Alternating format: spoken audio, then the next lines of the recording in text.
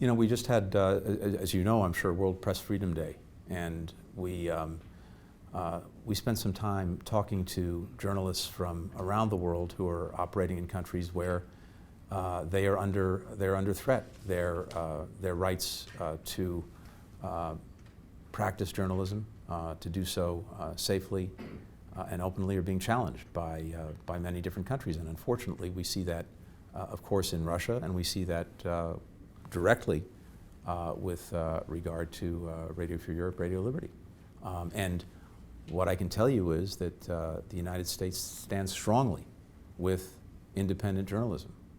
It is the foundation of any democratic system, holding leaders accountable, informing people, informing citizens. It's very, very basic.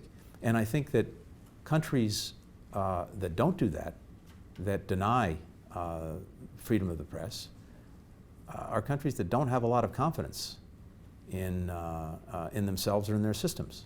What is to be afraid of in informing the people and in holding leaders accountable? Everywhere journalism and freedom of the press is challenged, we will stand with journalists and with that freedom. And by the way, I'm on the receiving end sometimes of reports and commentary and articles that you know, I may not appreciate in the moment, but I will do everything I possibly can to stand up for the right of journalists to do their jobs, because the job that you do is profoundly important to the lives of our citizens.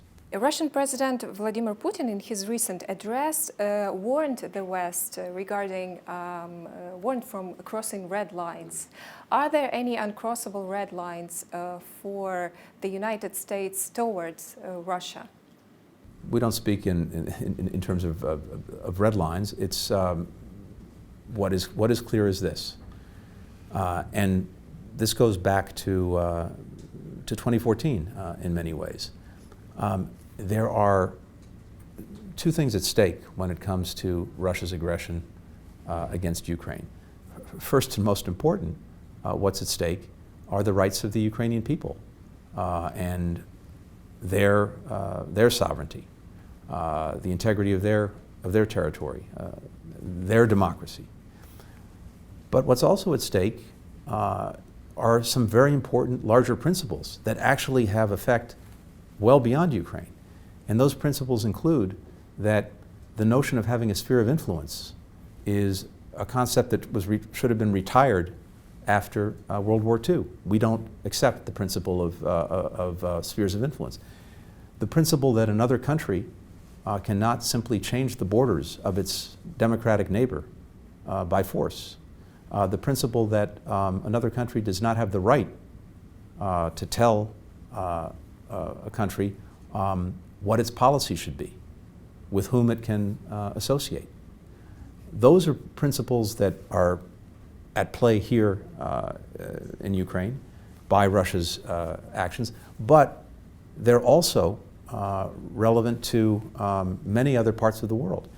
And if we allow those principles to be violated with impunity, then that is going to send a message not just to Russia, it's going to send a message in other parts of the world as well, that the rules don't matter, that countries can behave any way they want, that might makes right. That is a recipe for an international system that falls apart. That is a recipe not for cooperation but for conflict, and it's a very bad recipe that we are determined to stand against.